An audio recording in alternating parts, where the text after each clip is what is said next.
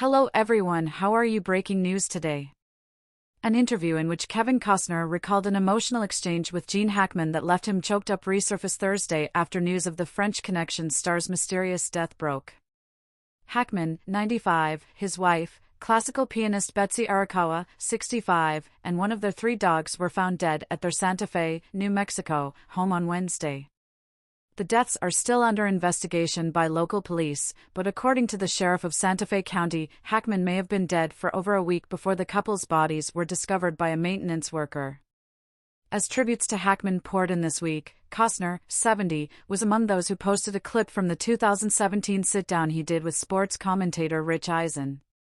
In the video, Eisen asks the Yellowstone star what it was like to be on set with Hackman, who he starred alongside in the 1987 political thriller No Way Out. "I would say probably Gene was the best actor that I've ever worked with," Costner told Eisen at the time. "People ask all the time, who is the best actor? Who is the biggest star?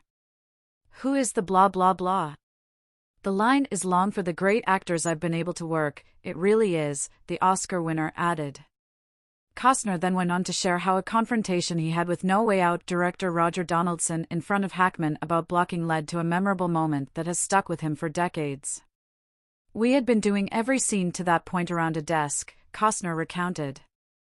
"Every scene. I finally said to the director, 'Look, I don't feel like it's right,'" he added, noting that the entire time, Gene Hackman's standing there listening.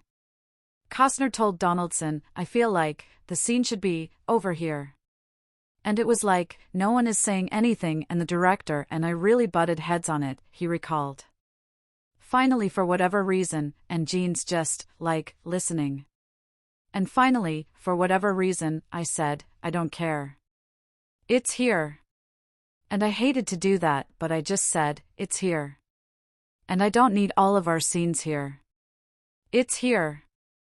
So we did it." Costner also said that Donaldson tried to push back on his idea, asking what Hackman would do if the scene was changed. "Gene will figure out what to do, 'cause he's really good." Costner remembered telling the director, who finally caved in. "I do the scene and we do it all day. It's the scene now in the movie."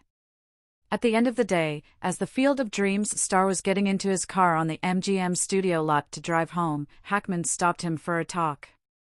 Terrified that he was about to be reprimanded for how he behaved on set, Costner was pleasantly surprised by what Hackman said.